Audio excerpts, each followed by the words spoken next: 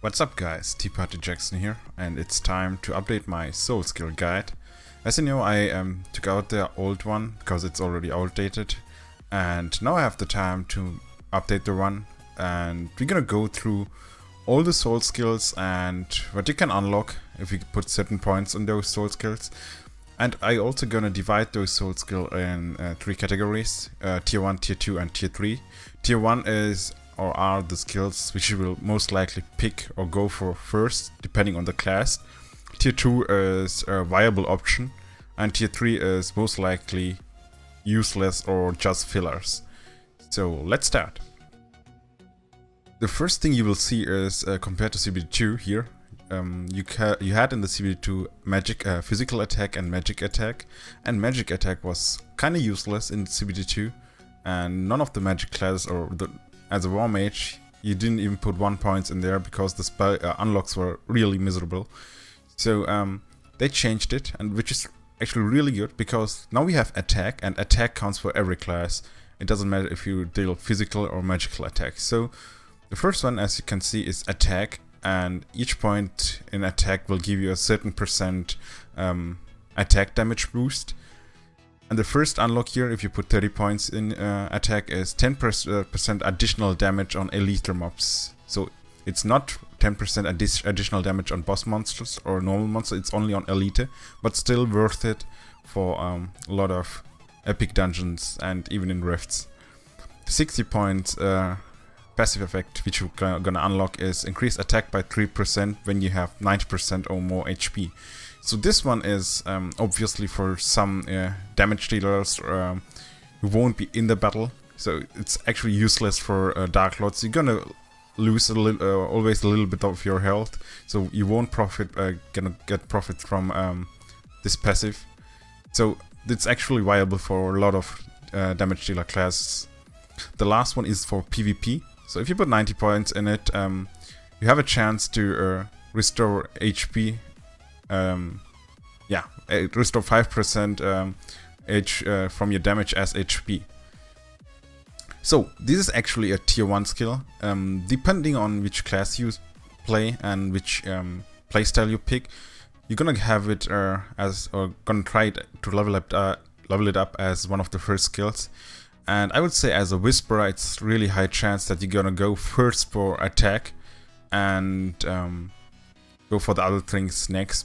But as other damage dealer class, you're gonna go for it maybe as second choice or a third choice, maybe even as a third choice.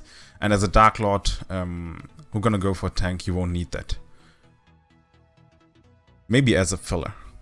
Before we go on with penetration, I'm gonna show you this skill here, health skill. So this is actually a tier 1 skill, even if you won't put all the points in here, you're gonna go for the 30 points here because it's gonna give you 3% life leech. So that's one of your must-have skills. Doesn't matter which class you play, even if you play a defense Dark Lord, who's not gonna make a lot of damage. So as a defense Dark Lord, you're gonna put it or take it as one of the last skills. But with every other class, you're gonna go for it as soon as possible. Even maybe as the first soul skill you should put in, you should consider to take health here. And the 60 point things is only viable for Dark Lord. So this is a must-have skill, guys. So back to the right order. So we have penetration here. Obviously it increased the defense penetration of your class, so it works for every class.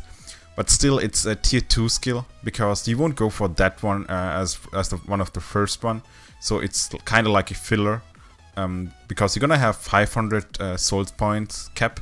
So by the way, it's gonna take you a little longer than 2 or 3 months, maybe 5-6 months to get to 500. And so this will be most likely a filler soul skill. Still, let's look at the passives. So increase defense penetration by 3% when you have less than 30% HP. So that one is most likely viable for a lot of squishy damage dealer class. So if you get hit, you will drop like your HP will drop a lot. So you're gonna profit from that one more than this one over here with your 3% increased attack when you have more than 90% HP as a defense, as a tank. So, and the 60 points unlock here is creates a chance to perfectly ignore target's monster defense.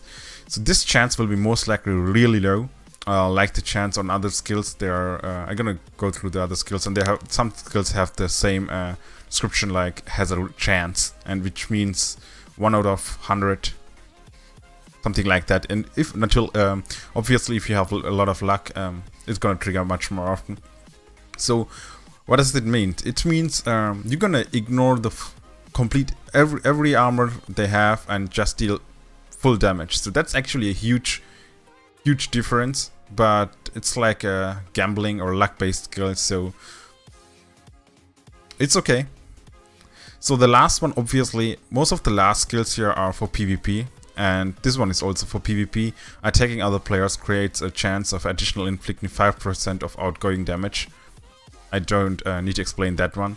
So yeah, if you don't go for PvP, you will still put points in here to 90 just to increase your attack, but this one is just yeah, just a side. You're gonna get it and you won't benefit from it if you don't PvP at all. And as I said, this is a tier 2 spell, so as a filler most likely. This one is a tier 1. Depending on class, it's gonna be the first pick. I'm gonna ignore this here as first pick because that's a must-have. So it's gonna be after health, or you can also pick crit first and then go for health 30 points here. So still, it's a tier 1 spell because except the defense Dark Lord, every other class most likely gonna go for crit rate.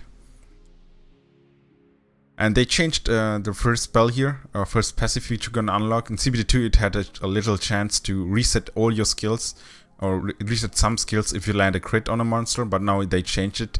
This is gonna give you increased crit rate when you have less than 20% HP. As I said, you will benefit from that, like this one, if you're a squishy damage dealer. So this is actually a really good spell.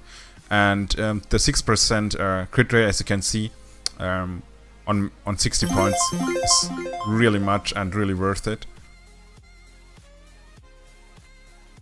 So, I was just recording, I wasn't even streaming, guys, and someone just randomly followed me. The fuck? But still, thanks, mate. You will hear that in YouTube. Okay, so the level 60 crit rate unlock is obviously PvP. Critical attack, other players have create a chance of decreasing their defense by 5%. Okay, let's move on to crit damage. Crit damage is also a tier 2 one, so you gonna take it after you have put or maxed out your tier 1 spells. So this is gonna give you basic crit damage boost, and the first spell, first passive you're gonna unlock is when you have less than 20% HP, so similar to that one, you're gonna have also 10% more crit damage. And damage from other players create a chance of reflecting 5% of their damage, also PvP.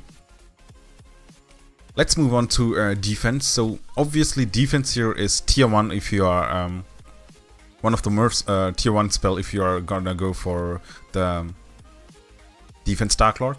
And if you are in any other class, most likely a tier 2 or even a tier 0, so tier 3, sorry, tier 3, which means you won't take it at all. There are more or better options as a damage dealer.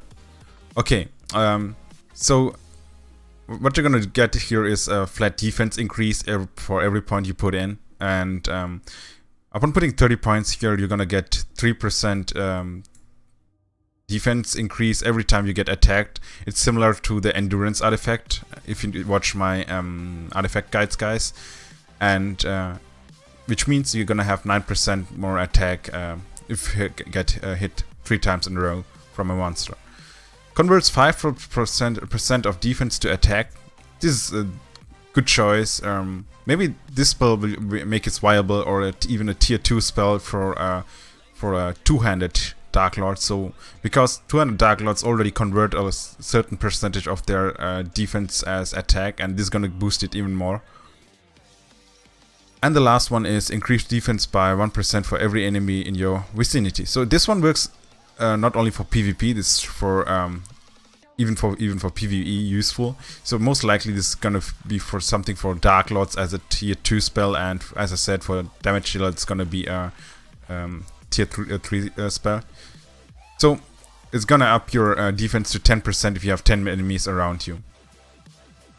Evasion. Evasion is a tier 1 spell, especially if you're a Dark Lord going for evasion, or a Blader for going for evasion with Allegro artifacts. So this is gonna increase your chance to evade, and your evasion chance cap is 50%, so it's gonna help you a lot.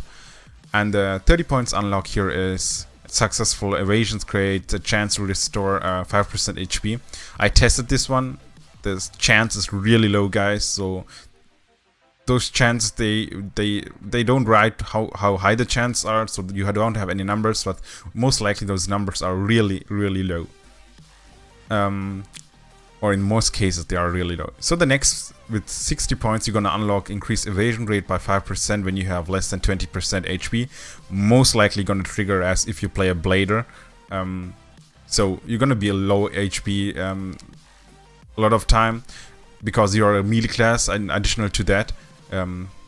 So that's gonna give you additional 5% evasion rate, which is gonna help you at the end. So if you have low HP already, it's gonna help your survivability a lot if you have increased 5% dodge rate. Let's move on to the last one. Create a chance to auto-resurrect you in 2 seconds after death. So this one is actually really amazing, but as you know, the chance is really low, and it's also possible, if you have a lot of luck, that it triggers more than once in a row, because it doesn't have a cooldown.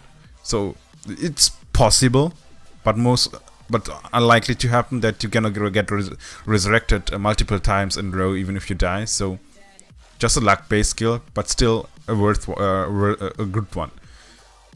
As I said, tier 1 or tier 2, depending on which class you play and which build you go for. I already explained the health one. Crowd control duration is a tier 2 spell. It's not useless. Most likely you're gonna take this one as a filler as soon as you maxed out your tier 1 spells or tier 1 soul skills. So this one will reduce the time you're gonna get stunned and so on. So for every CC, you're gonna reduce the time of how long you're gonna get CC'd. And this one is really important for labyrinth runs, guys. So it's, as I said, is a good filler. So upon putting 30 points in here, you're gonna your crowd control effects will last 10% longer. So if you use a lot of crowd control effects, especially as a Dark Lord, you're gonna benefit from this one a lot. And as a Dark Lord, it's maybe one of the tier 1 spells too, because you're in the fight and you're gonna get CC'd most likely, so it's gonna help you too. And impenetrable defense. Hostile crowd control effects create a chance of removing all effects cast on you. So all debuffs gonna get cleansed if you get CC'd. That's actually a really good one.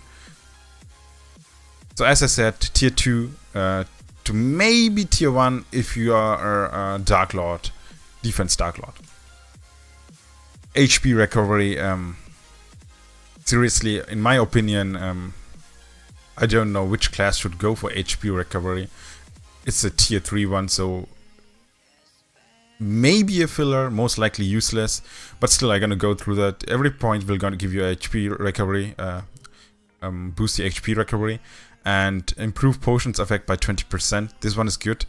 And incoming damage creates a chance of increasing HP recovery by second by 10%. So yeah, HP recovery, guys. I seriously don't know why I explain those stuff. As I said, I won't go for that one with any of the class if I'm gonna play any other class except War Mage. War Mage love, guys. So incoming damage creates a chance of restoring 10% max HP. Oh, that sounds so amazing, and there is a chance a chance. So yeah, so maybe worth it if you have Dark Lord going full HP and defense. So, and if it triggers often enough, but this is the only useful, really useful one, I think, from the full tree here. But you're gonna have to put 90 points to unlock this one, so yeah, just think about it. MP recovery is viable, so I'm gonna say between tier 2, so between filler, and tier 3, so useless, so kind of in the middle, because you're gonna need that as, for example, as War Mage, if you fight against boss or something like that, because you won't be your hallucinatory infection won't help you that much on boss fights to get a MP back. And yeah, so each point we're gonna give you an increased MP recovery, and weapon skill restore 20% more MP. This one is really good, especially if you struggle with your mana management. So for example, I have those problems a lot in some situations, not especially on boss fights with the War Mage, so that's gonna help me a lot. And incoming damage create a chance of increasing MP recovery by 20% per second, so that's okay. That's okay if you go for full MP recovery, but their aim is to unlock those skills here, so that one here is good. And creates a chance of fully restoring MP upon using skill, obviously. So this is okay, but most likely it's very low chance, and even if I have full MP suddenly, I deplete those in 4 to 5 skills or 3 skills even, so depending on class it's worth it. As I said, between tier 2 and tier 3. I just remembered the orders wrong, so tier 1 is actually should be the worst one, right? And tier 3 the best one, but you get it, guys. It's the other way around on my explanation. You can just turn it around if you want, but you have to swap those. So tier 1 is the best one, tier 3 is the worst one. Just keep that in mind. So cooldown reduction, a tier 1 skill. So most likely one of the first skills you're gonna go for. I'm gonna go, especially if you have play a class with a long cooldowns, and this skill here, Dimensional Warp, with 60 points, that gives you a chance to reset all your skills. And even if it triggers with every 100 spells or something like that, it's still gonna boost your damage on your survivability. But I can say, you guys, it triggered sometimes for me 2 or 3 times in a row, so a little bit luck, and you're gonna benefit a lot with that spell here. It doesn't matter if you are damage dealers, you're gonna get a lot of damage out of the passive free every time it triggers, and as a defense chart you will get more survivability. So this one is tier 1 tree here, as I said, because of this spell, and also it decreased the cooldown of your potions. That's gonna help you a lot too. So as I said, tier 1 spell, as with my War Mage, I'm gonna go for it as my third soul skill to max it out. MP cost reduction. It's a tier 2 one.